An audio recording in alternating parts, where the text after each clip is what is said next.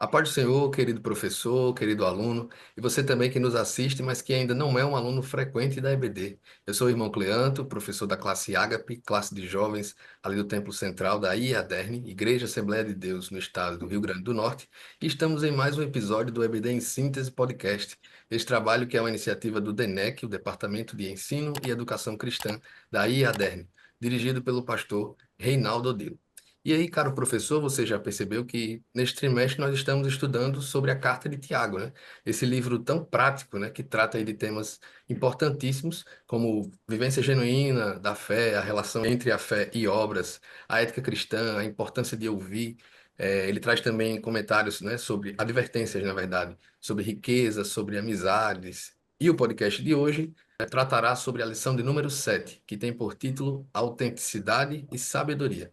E para tratar desse assunto, está aqui comigo o professor Matheus Lins e o professor Samuel Martins. A paz do Senhor, meus amigos.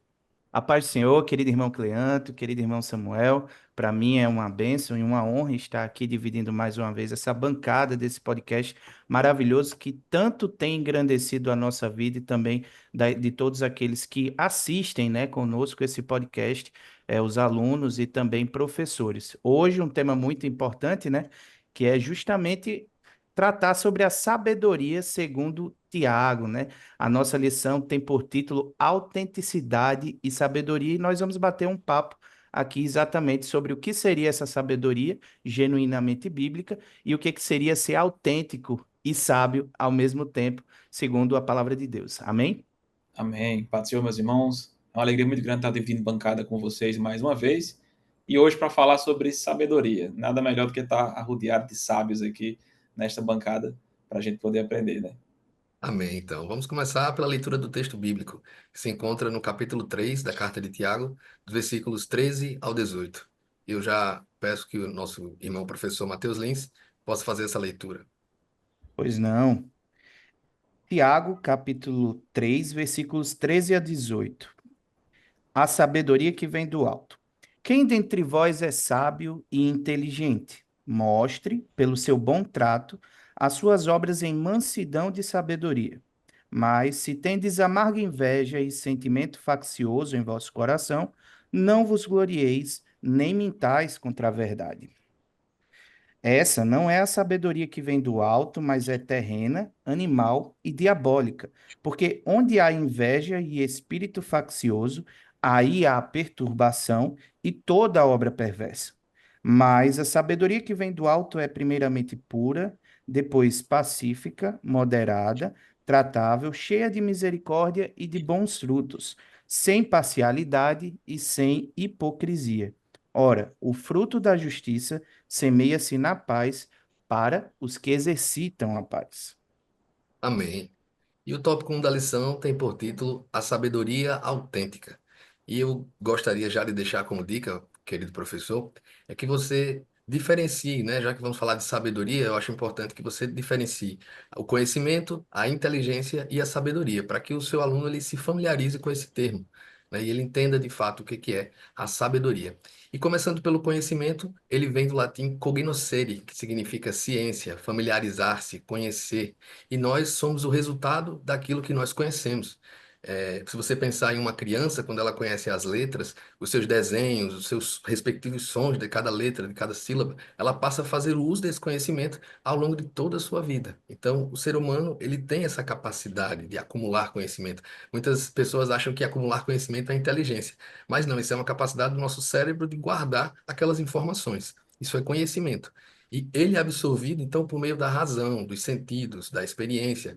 Um exemplo claro disso é, se nós lembrarmos aqui, né, quando éramos crianças, e aí nos deparamos pela primeira vez com uma realidade, passamos a conhecê-la, e a partir disso nós temos uma interpretação daquela realidade ao longo da nossa vida. Por exemplo, quando você, professor Samuel, escorregou pela primeira vez em um piso molhado. Você passou a ter o conhecimento daquela realidade. E aí, sempre que você se deparar com um piso molhado, você sabe que tem um risco de queda e terá mais cuidado, porque agora você conhece aquela realidade. Então, conhecimento é essa capacidade de entender e aprender algo. Quem sabe matemática, por exemplo, conhece o universo dos números, as inúmeras equações dentro desse universo, né? E aí nós temos os tipos de conhecimento, conhecimento sensorial, científico, o conhecimento empírico, né? O popular, aquele que é adquirido por meio da experiência, da vivência, né? Então, isso é conhecimento. E o que é, então, inteligência? Inteligência é a capacidade de aplicar esse conhecimento que foi absorvido. Por exemplo, um bom engenheiro, ele precisa ter conhecimento sobre diversas áreas para projetar um edifício. Precisa ter conhecimentos de física, de matemática, as propriedades físicas e químicas do concreto, do aço, entre um tanto de outras coisas e outras propriedades que ele precisa conhecer para projetar. Mas se ele não consegue reunir todo esse conhecimento para aplicar ele ao projeto, ele apenas possui o conhecimento, mas não possui a inteligência necessária. Todos aqui, um outro exemplo que esse com certeza o seu aluno, professor, vai se familiarizar, se você perguntar para ele, quem aqui conhece o Teorema de Pitágoras?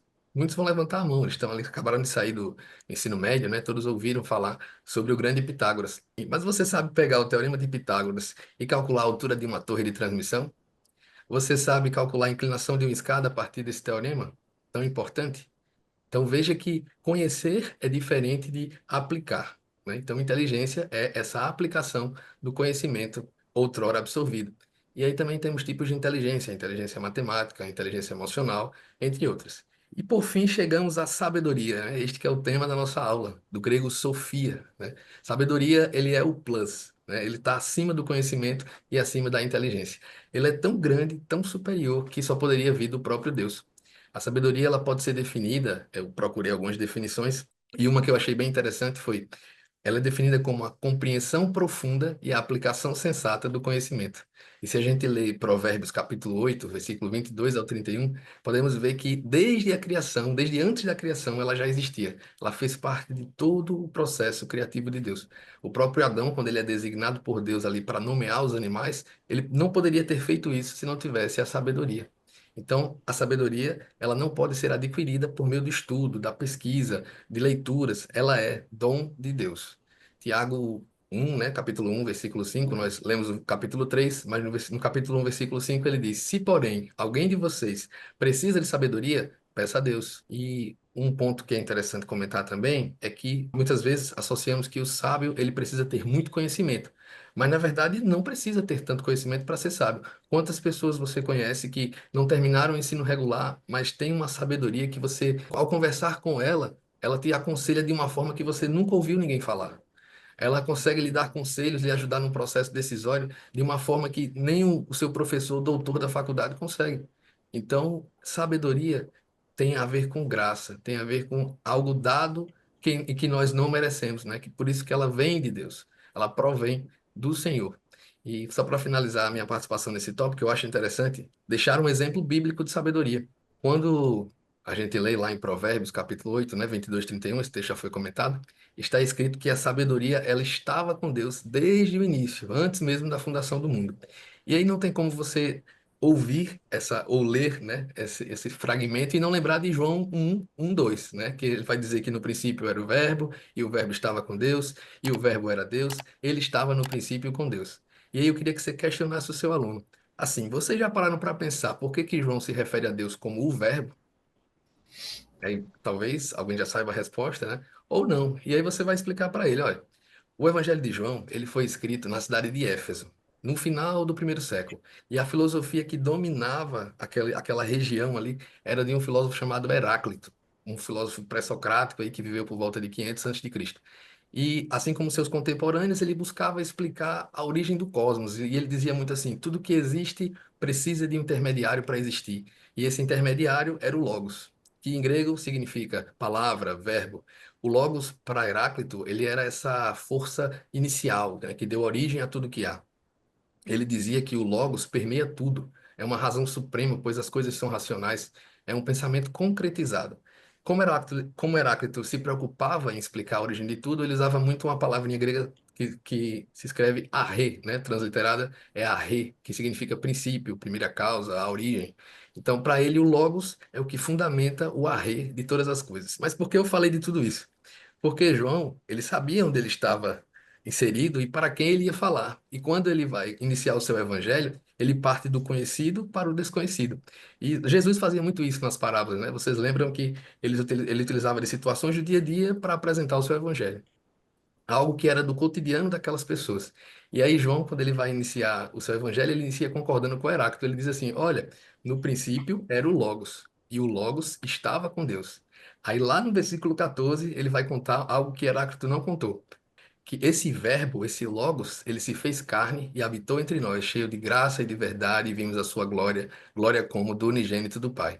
E após isso, ele dá continuidade ao seu evangelho, apresentando ali Cristo como Filho de Deus. Então, isso é sabedoria genuína. É Deus dando a ele ali uma forma de apresentar o Senhor para aquelas pessoas que só conheciam o Logos, só conhecia o que o filósofo Heráclito apresentava, e agora ele usa daquilo para apresentar o Senhor, o nosso Cristo Salvador.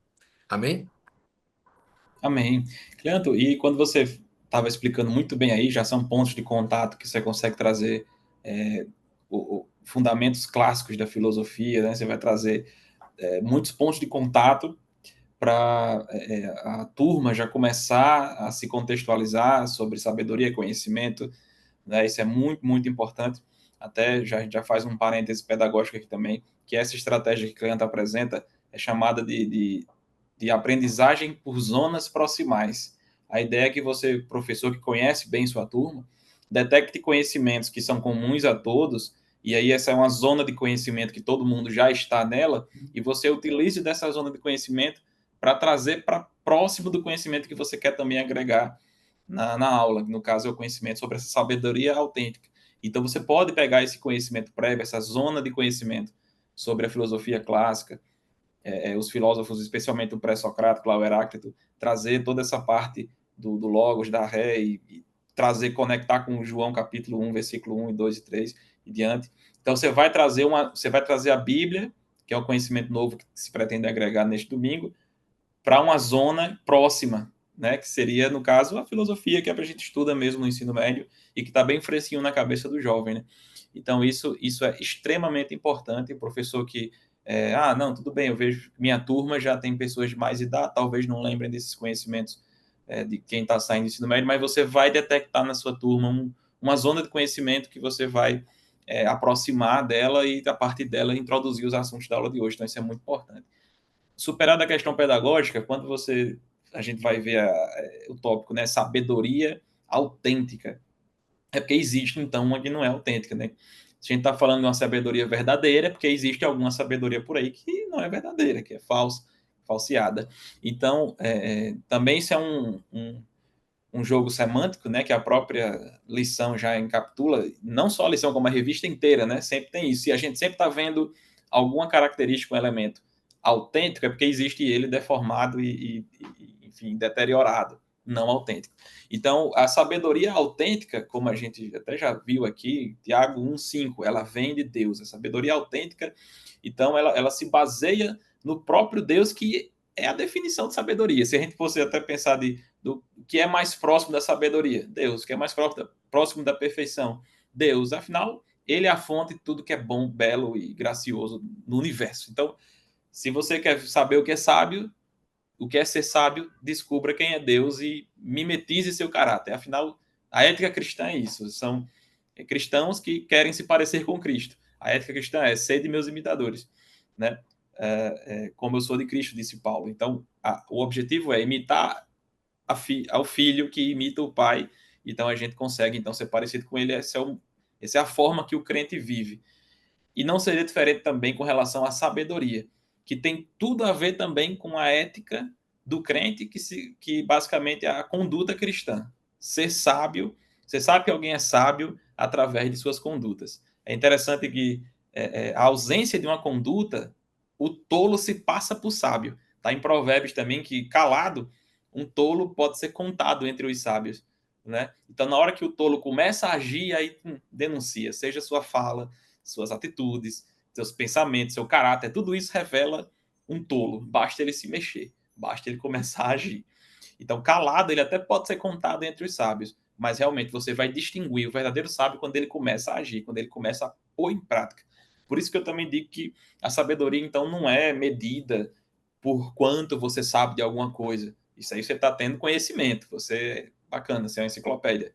Você está concorrendo com o Google, né, em armazenar conhecimento. Mas a verdadeira sabedoria é, de fato, em ter um profundo conhecimento. Achei legal isso que você falou, Canto, que é realmente compreender profundamente um conteúdo, um assunto, realmente um objeto de estudo e pôr isso em prática, né? Compreender tão profundamente que isso transforme a sua forma de agir. E a partir daí eu posso dizer que fulaninho, ciclaninha são pessoas sábias a partir da forma como eles agem. Por isso que tem muito mais a ver com o que a gente faz com o que sabe, não com o quanto a gente sabe. E a sabedoria autêntica que a Bíblia revela vai nesse caminho também. A sabedoria, de fato, eterna é aquela que é demonstrada pelos crentes que estão agindo na sociedade. Da forma que a gente age, o mundo diz: lá vai um sábio, lá vai um crente, lá vai um filho de Deus. Né? Então, é muito nesse sentido. E a sabedoria, portanto, terrena, inautêntica ou deteriorada, né? Desviada, ela já é baseada completamente diferente, não em Deus, mas sim no ego humano. Então, o Tiago vai dizer que é onde a dissensão, sentimento faccioso e todo tipo de desgraça acontece, onde a gente encontra sabedoria terrena. Onde a sabedoria ela não é autêntica, a gente vai ter resultados devastadores, confusão, perturbação e obras perversas. Tiago 3,16. Já a sabedoria do alto tem por resultado, em Tiago 3,18, fica claro que ela promove a paz, justiça e bons frutos. Então a gente consegue começar a distinguir realmente, tanto na origem quanto em seus resultados, a sabedoria do alto versus sabedoria terrena. Né? Então o professor pode até tentar reproduzir algum quadro comparativo.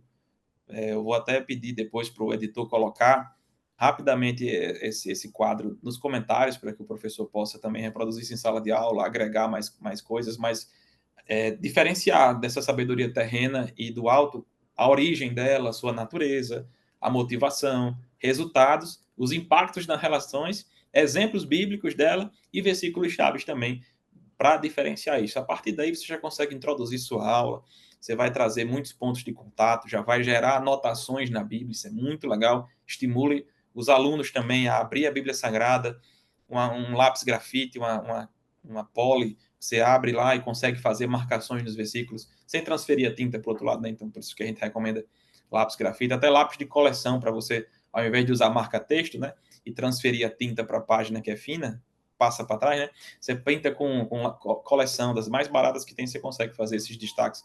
Então, estimular os alunos a manusear a Bíblia, riscar e ter aquela Bíblia de estimação, né? Que é a que vai para os cultos de doutrina, que vai para as aulas de escola bíblica dominical, que é a Bíblia de quem estuda e lê a Bíblia, né? Minha velha, até às vezes molhada, seca. Você vê que aquela Bíblia é usada, diferente de outras Bíblias, né? De outras religiões, de outras tradições, que aí já fede a mofo, porque não sai da estante e é perfeita. Do jeito que você comprou, ela ainda está lá. Então a gente tem que ser esse crente, né? Que usa, que desgasta, que não tem pena de gastar a Bíblia, né? Afinal, de fato, ela é um instrumento que a gente vai adquirir esse conhecimento, compreender completamente a sabedoria que vem do alto e a partir daí transformar nossas vidas. Então, minha contribuição nesse tópico é isso. A sabedoria que vem do alto, de fato, ela tem que te transformar. Se você não é transformado por essa sabedoria que vem do alto, tem algo de errado aí. Então, quem busca a Deus atrás dessa sabedoria, realmente vai encontrar respostas que o mundo não pode dar. Então, a gente precisa, de fato, se conectar com esse conteúdo e nessa introdução do tópico 1, o professor trazer o aluno para perto e dizer: você não pode perder o que a gente vai explorar aqui na aula de hoje.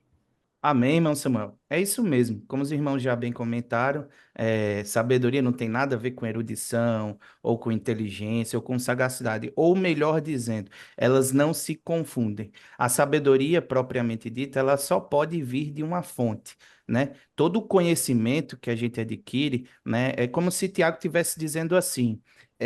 Vocês aí, vocês da igreja que se dizem mestres, se vocês olharem lá no capítulo 3, versículo primeiro diz assim: Meus irmãos, muitos de vós não sejam mestres, sabendo que receberemos mais duro juízo. Certo? Então ele já está se endereçando, ou ele está endereçando aquela carta para essas pessoas que se dizem mestres ou que querem ser mestres, professores, ou que se dizem sábios. E aí é exatamente a introdução do versículo 13 que diz: Quem dentre vós é sábio e inteligente? É como se Tiago estivesse chamando todo mundo num canto. Ei, vem aqui, todo mundo. Vocês aqui dessa sala. Quem de vocês aqui que é inteligente? Aí eu começo a imaginar fulaninho pegando seu livro, seu diploma, um livrão assim, ó, como esse, pesado, um livro cheio de leis. Olha, eu sou formado em arquitetura, eu sou formado em engenharia, eu sou formado em direito, sou um advogado muito famoso. Aí ele, peraí, só um minutinho, não é isso muito bem o que eu estou querendo dizer, não. Porque tudo isso é erudição, talvez alguma sagacidade e inteligência que vocês estão demonstrando. Mas será que vocês têm sabedoria? E é interessante porque Tiago ele faz esses questionamentos também relacionados à fé. Quando você vê lá no capítulo 2, versículo 14, ele vai falar que a fé sem obras é morta. Ele diz assim, ó, meus irmãos, que aproveita se alguém disser que tem fé e não tiver as obras. Então aqui a gente já parte de uma primeira premissa. Toda sabedoria, ela é vital, é autêntica, como diz Samuel, irmão Cleanto, mas ela é vital e ela é demonstrável, ela é observável. Se demonstra através de uma sabedoria autêntica os seus frutos. E também a gente prova essa sabedoria através desses frutos. Então, o primeiro ponto que já está bem estabelecido é de que sabedoria é diferente de erudição. É isso que o nosso primeiro ponto da lição está trazendo, né? É justamente essa diferenciação entre o que seria essa sabedoria autêntica, que seria a sabedoria mediante as boas obras, e o que seria a sabedoria terrena, né? Que talvez muitos confundam, né? Através de seus livros, das suas filosofias, e que sabedoria é conhecimento nu e cru, né, propriamente dito, mas não, sabedoria tem uma fonte e essa fonte é divina. Se sabedoria fosse conhecer, as pessoas não mais fumavam, as pessoas não mais matavam, as pessoas não mais se conduziam de forma errada ou equivocada, pecando, né? Porque a sabedoria vem do alto, mas para termos essa sabedoria nós precisamos estar atentos. Então, primeiro aspecto muito importante é que essa sabedoria é estritamente divina. E aí a gente já entra no tópico 2, que é justamente sobre esses frutos da sabedoria, e são exatamente aquilo que a gente tem falado aqui, né? Tiago 1,5 fala: se porém algum de vós necessita de sabedoria, peça a Deus que a todos dá liberalmente e nada lhes impropera e ser-lhe-á concedida. Então, primeiro ponto muito importante é que a sabedoria vem do alto, a sabedoria vem do Deus. Mas uma coisa muito interessante é que se você não tem sabedoria e você necessita de sabedoria, você reconhece que necessita de sabedoria, diferente daqueles irmãos para quem Tiago estava escrevendo, que eles se diziam sábios, você tem um Deus, né? E você tem essa fonte em Deus e você pode pedir a Deus.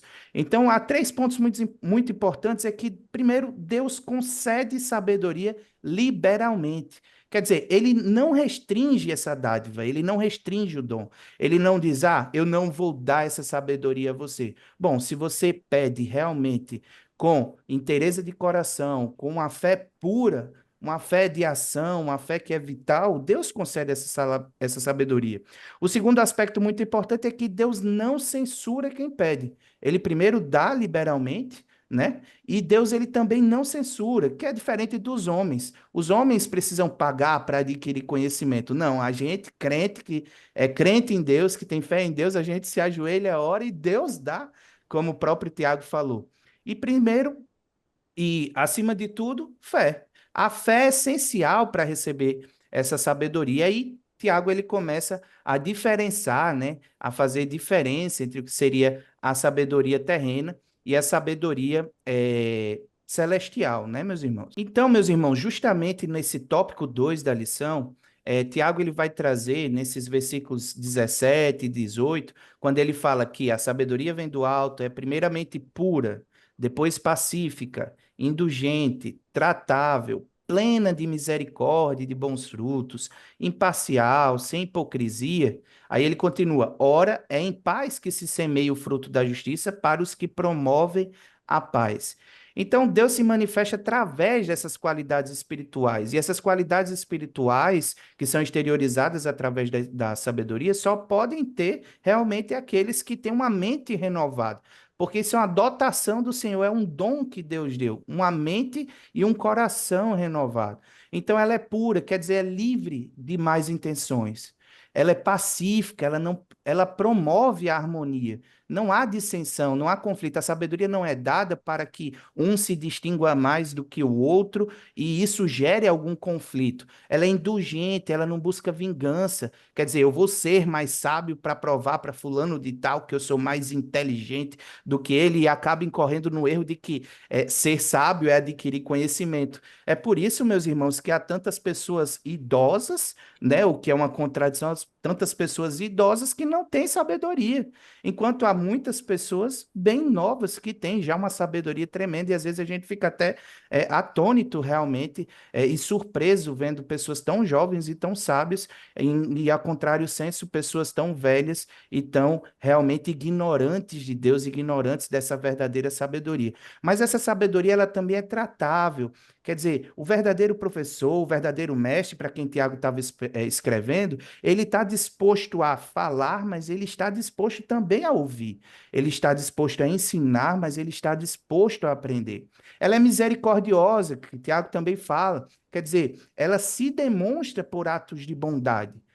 Esse ser humano que é sábio, ele demonstra sua sabedoria sendo bondoso. E ela é plena de bons frutos, quer dizer, produz sempre bons resultados. Não tem como uma boa sabedoria produzir um resultado ruim, porque se produzir um resultado ruim, você sabe que ela é demoníaca. Não é do céu, mas é do inferno. Ela é imparcial, como diz Tiago, quer dizer, não favorece nenhum interesse egoísta. Não é para o próprio eu, mas é bem interessante esse aspecto, porque a sabedoria é para o bem comum. E aqui é o que Tiago está falando. Vocês que se dizem mestres, cuidado, porque vocês têm uma grande missão. E a quem é muito é dado, muito é cobrado. Então, cuidado, porque os mestres ensinam as ovelhas. Os mestres são os pastores das ovelhas, e Deus cobrará desses pastores com muita firmeza. E ela é também muito genuína, ou seja, sem hipocrisia, ela é sincera. Então, no fim das contas, Tiago arremata dizendo que a consequência dessa sabedoria é, primeiro, paz e justiça, enquanto a sabedoria terrena gera conflitos e desordem. Amém? Amém, professor Lins. Ainda nesse tópico 2, eu acho interessante que a sabedoria, ela não impede o homem de pecar, mas ela dá a ele a capacidade de enxergar o seu erro, né? E isso também é um fruto de um coração sábio. Ela nos permite refletir sobre as nossas ações, sobre a nossa vida, nos ajuda também a tomar consciência dos nossos erros e acertos. Tem só lembrarmos do filho pródigo, né? No versículo, lá no capítulo 15 de Lucas, ele diz assim, especificamente no versículo 17 e 18, ele diz: e caindo em si, disse: Quantos trabalhadores de meu pai têm abundância de pão e eu aqui pereço de fome? Levantar-me-ei, irei ter com meu pai e dir-lhe-ei: Pai, pequei contra o céu e perante ti, não sou mais digno de ser chamado teu filho. Faze-me como um dos teus trabalhadores. Então, o filho pródigo, dotado dessa sabedoria naquele momento, ele entende que errou e ele se arrepende. E a sabedoria, ela nos capacita a se arrepender dos nossos pecados. E sem se arrepender dos nossos pecados, não temos como alcançar a salvação, né? A sabedoria, ela também produz virtude. Agir com sabedoria, como já foi bem discutido aqui, é aplicar o pensamento em uma situação de forma que se gere uma ação virtuosa. E aí, para falar de sabedoria, basta ler o livro de Provérbios. Quantos conselhos virtuosos, né? Para aplicarmos ali nas situações de nossa vida. Nós passamos aí no trimestre passado, falando sobre o livro de Provérbios. Tenho certeza que seus alunos lembram de muitos conselhos práticos que tinham naquele livro, um livro que trata sobre sabedoria. E aí, só para citar um exemplo, para puxar para a memória, lá de 1 Reis 3, né, talvez o exemplo mais conhecido da sabedoria de Salomão, que eram as duas mães e o filho. Já imaginou você, querido professor, o que que você faria como rei naquela situação, né? Como resolver esse problema? Como atestar quem era de fato a mãe? Salomão, ele propõe, né, aquela divisão da criança ao meio, e aquilo ali não estava escrito em manual nenhum, né? Nós sabíamos que Salomão, ele em nenhum momento teve a intenção de praticar um infanticídio, né? Mas a sabedoria de Deus permitiu ele criar uma situação hipotética na cabeça daquelas mulheres, de modo a revelar quem era a verdadeira mãe, atingindo ali o objetivo para resolver aquela situação. Isso não estava escrito em canto nenhum. Isso é sabedoria, sabedoria que vem de Deus. E aí eu já emendo aqui com o tópico 3, que vai falar sobre a humildade e a sabedoria que vem do alto, né? É preciso ter humildade para receber do alto essa sabedoria. Muitas vezes nós recebemos um recado de Deus, né, e por não gostar daquilo que ouvimos, não obedecemos, ou ainda por achar que não precisamos, não pedimos sabedoria ao Senhor. E um exemplo de sabedoria né, que é algo simples, mas que faz toda a diferença na vida do crente, é a prudência. Quem é sábio se previne do conflito, da dor, de situações perigosas. E para falar sobre prudência, a parábola das duas casas que Jesus contou trata muito sobre isso. Ela fala sobre a sabedoria de ouvir, compreender e praticar aquilo que foi aprendido, né? Os dois construtores, do ponto de vista do projeto, eles possuíam a mesma planta, eles iam construir a mesma casa. Esteticamente, elas eram iguais. A real diferença delas estava na base, estava na fundação daquela casa. E aí eu não vou entrar no mérito de explicar o porquê que construir sobre a areia é ruim e construir sobre a rocha é melhor. Mas depois de um tempo que eles construíram essa casa, chega a hora do teste, a tempestade chega e cai sobre aquela casa, e aí a gente vai ver aquele que foi o resultado daquele que foi prudente e o resultado daquele que foi imprudente. Aquele que teve sabedoria e aquele que não teve. Porque os dois tinham conhecimento. Vocês concordam que os dois sabiam qual era a melhor maneira de construir. Mas aquele homem que escolhe construir sobre a areia, ele queria um resultado mais rápido, ele queria resolver logo. Ele não queria esperar, ele não queria ter que cavar todo o solo até encontrar a rocha e a partir dali firmar a sua edificação. Ele queria resolver rápido. E esse muitas vezes é o problema de muitos jovens, né? Que acabam por querer adiantar as coisas, resolver da maneira mais rápida, eles acabam pagando o preço. Então, aqueles homens tinham conhecimento, os dois tinham, sabiam a maneira correta de fazer. Um escolheu de maneira sábia e construiu sobre a rocha, e o outro escolheu de maneira imprudente e construiu sobre a areia, e o resultado, vocês sabem, né? Quando a água veio, levou aquela casa. Então, ser sábio tem tudo a ver com ser prudente. É ouvir e compreender e aplicar aquilo que o Senhor nos ensina através da sua palavra. Amém? Amém. Sobre esse aspecto, Cleanto, você já falou muito bem, e eu acho interessante complementar aqui nesse sentido, nesse aspecto de que, de fato, a humildade é um requisito para a verdadeira sabedoria, para a sabedoria do alto, que a gente precisa se colocar no nosso devido lugar, de pequenez, de que a gente não sabe, de que Deus é infinitamente mais sábio do que nós. Aí a gente tem que ter humildade para ouvir suas exortações, seus conselhos, suas orientações, né? E receber tudo isso como sabedoria do alto para viver. Né? Ela não é uma sabedoria para adquirir conhecimento e não fazer nada com isso, mas sim reagir positivamente à sabedoria que vem de Deus. E a humildade ela é essencial. Sem isso não dá para ser sábio, né? Do contrário, a gente vive de forma arrogante, egoísta, e a gente vive então produz uma sabedoria terrena. Você trouxe os exemplos positivos. Salomão, né, um exemplo positivíssimo sobre sabedoria, que ele teve a oportunidade de pedir qualquer coisa a Deus, pede sabedoria. Isso é evidenciado na forma como ele maneja aquela situação das duas, uma suposta mãe, a mãe verdadeira, né, para descobrir de quem era aquela criança. Aí tem um exemplo negativo. Você trouxe o positivo, vou trazer o negativo, da sabedoria terrena em ação. Caim e Abel, Gênesis 4. Para mim é um exemplo de sabedoria terrena manifestada. Caim, com base no que ele sentia, suas emoções desorientadas, certo? Desnorteadas, não centradas em Deus e na sua vontade, mas sim no que ele achava, no que ele considerava justo, melhor, não consegue ver ali a aprovação da oferta do irmão e a rejeição das suas ofertas, e aí mata o irmão, né? E traz maldição para a vida dele. Então, isso é, para mim, uma evidência da sabedoria terrena. Caim agindo como Caim. Né? E quando é que a sabedoria é do alto? É quando Samuel age como Deus ou como Jesus age, né? Como Deus quer que a gente haja ou como Jesus agiria. Isso é sabedoria do alto, né? É a que a gente recebe e vive por ela, não porque a gente é bom, mas sim porque a gente é tão ruim, mas a graça de Deus é tão maravilhosa que faz a gente perceber isso e viver conforme as suas expectativas e os seus propósitos. Então, a humildade, ela vai abrir essas portas de sabedoria que a arrogância humana fecha constantemente. Né? Essas bênçãos que a sabedoria do alto abre são as portas que a sabedoria terrena fecha. Então, a gente precisa também estar consciente disso. E aí, para encerrar, eu só trago também mais uma janela de ilustração com base no texto bíblico, que é a vida de Jó. E aí, se você for ler os 42 capítulos de Jó, é uma história progressiva de reconhecimento de um homem de que ele não é nada. E um homem que tinha muito. Eu ouso dizer que tinha tudo que poderia querer. Mas aí ele perde tudo aquilo e muito mais, perde sua dignidade, vamos dizer, até como pessoa, e quando ele está num dos ápices do fundo do poço, nos momentos mais difíceis da vida dele, aí no último capítulo, capítulo 42, eu vou apenas ler esses versículos e já concluo minha contribuição nesse podcast de hoje, abençoadíssimo, e saio me considerando mais sábio, poder aprender com vocês da palavra de Deus também. Tenho certeza que quem nos ouve também pôde agregar algo ao seu arcabouço para a vida, né? Para a aula do próximo domingo, mas sobremaneira para a vida de crente, para usar no trabalho, para usar na escola, na faculdade, isso é indispensável.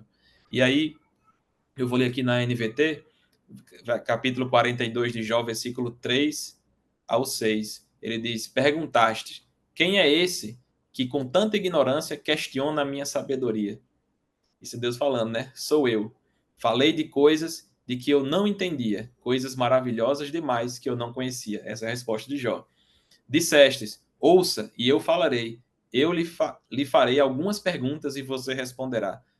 Antes, isso Jó falando, eu só te conhecia de ouvir falar, agora eu te vi com meus próprios olhos. Retiro tudo o que disse e me sinto arrependido no pó e nas cinzas. Essa é a postura que a gente deve ter. E o sábio, já ouvi dizer também, que ele aprende com os erros dos outros e aprende com a história dos outros. Ele não precisa passar na prova para aprender.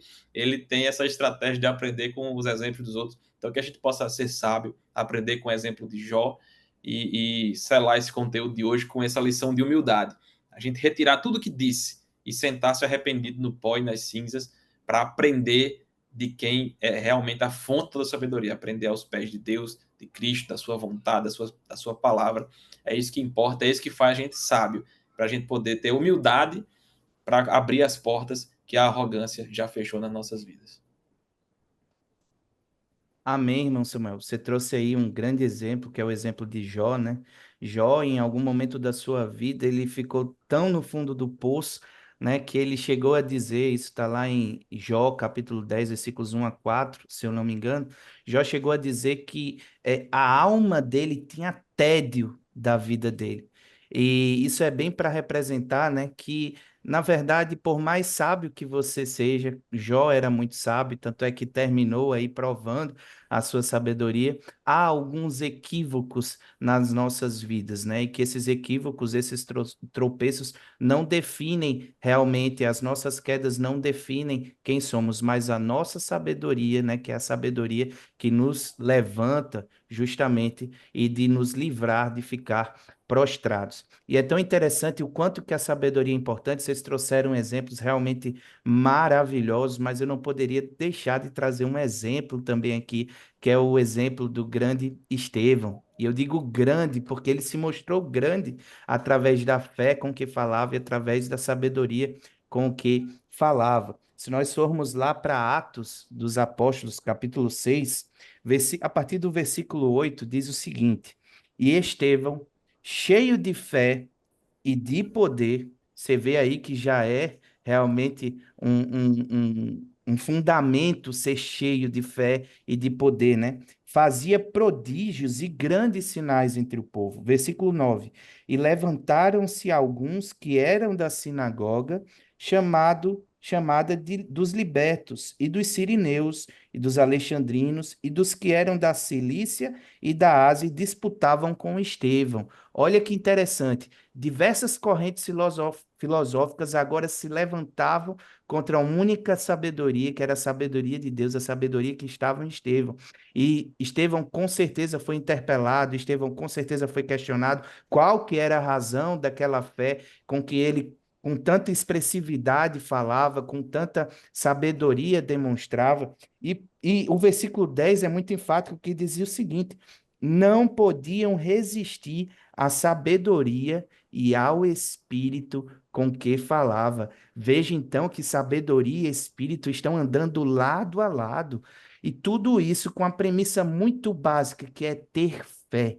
O cristão ele precisa ter fé e ser cheio do poder do Espírito Santo para só aí poder falar. Né? É muito claro que a gente ouve desde criança, né? Que a gente precisa ser tardio no falar, né? tardio no falar. A gente primeiro precisa ouvir, né? Primeiro a gente precisa adquirir alguma compreensão e depois falar. E foi isso que Estevão fez. Ele falou com Deus, Deus falou com ele e ele adquiriu sabedoria. Agora é interessante que Samuel comentou aí, Cleanto comentou, mas falamos tanto de sabedoria, mas para que adquirir sabedoria no final das contas? Né? João 8,32 diz: Conhecereis a verdade, e a verdade vos libertará. É esse libertar, esse libertar-se desse mundo mal, que é para esse libertar-se do mundo mal que serve a sabedoria. E, em última análise, realmente nos salvar. Né? Então, Estevão, mesmo na morte, ele demonstrou a sabedoria. Se a gente for lá no versículo 59 e 60, vai dizer o seguinte: e apedrejaram a Estevão, que em invocação dizia: Senhor Jesus, recebe o meu espírito. Olha o versículo 60. E pondo-se de joelhos, clamou com grande voz: Senhor, não lhes imputes este pecado. E tendo dito isto, adormeceu ou morreu. Né? Então, mesmo na sua morte, Estevão, com grande sabedoria, e só um homem cheio de sabedoria consegue olhar para os seus opositores, aqueles que o apedrejavam, e dizer: Senhor, os perdoe, Senhor, os perdoe porque não sabem o que fazem. Quem foi que disse isso também? O próprio Jesus. Então a gente começa a entender que a sabedoria nos acompanha desde o início até o final da carreira cristã. Quer dizer, desde o momento que nascemos realmente em Deus, que somos regenerados, que pedimos a Deus essa sabedoria que o Senhor dá liberalmente, como já vimos aqui, que é uma sabedoria que promove em nós humildade, como já foi dito aqui, essa mesma sabedoria nos acompanha e, se preciso for, nos acompanhará até a morte, como de fato foi com Estevão. E aí não tem como trazer aqui o versículo 33 de Romanos, que diz o seguinte: ó profundidade das riquezas, tanto da sabedoria como da ciência de Deus, quão insondáveis são os seus juízos e quão inescrutáveis os seus caminhos. Veja que a sabedoria de Deus vai muito além da compreensão humana. E isso é muito claro quando o salmista diz: Senhor, ensina-me a contar os meus dias. Quer dizer, Senhor, eu preciso ser ensinado a caminhar nessa terra de modo que te agrade, de modo que ao fim e ao cabo eu realmente seja salvo. Mas essa sabedoria só pode vir dessa fonte inesgotável, uma fonte que é de uma sabedoria muito além da compreensão humana. E é por isso que Deus precisa dessa sabedoria, é por isso que essa origem é divina. E a sabedoria de Deus ela é diferente totalmente da sabedoria do mundo. Por quê?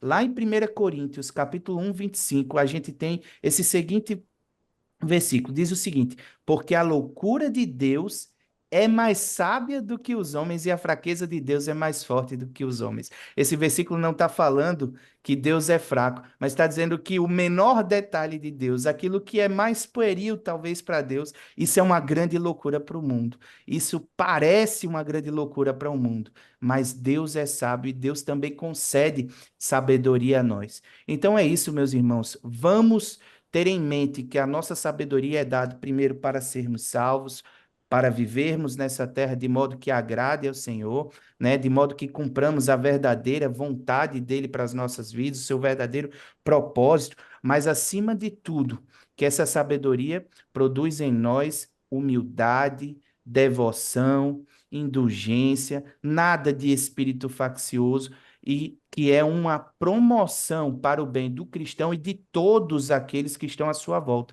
Por isso que a fé é prática, que não sejamos como os filósofos aí de que estão cheios de conhecimento humanos mesmo, cheios de conhecimento humanos, chegam a dizer: Deus está morto. Veja, quem disse isso foi Nietzsche: Deus está morto.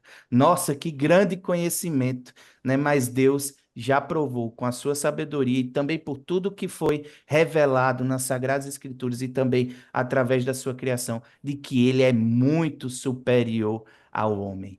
Amém? Tenha um bom final de semana. Eu quero que você tenha uma boa aula e faça chegar um pouquinho desse conhecimento, né, aos ouvidos do seu aluno e que eles não sejam meros ouvintes, mas praticantes da palavra de Deus. Deus abençoe. Amém, queridos professores. Eu faço minhas as palavras do professor Samuel. Hoje eu saio desse podcast mais sábio. De fato, muitas coisas interessantes e importantíssimas foram colocadas aqui. E eu desejo, professor, que a sua aula seja muito abençoada, que o Senhor utilize você como instrumento de Deus na vida da sua classe. Meus colegas, Deus vos abençoe e eu espero vocês no próximo episódio do EBD em Síntese Podcast. Amém.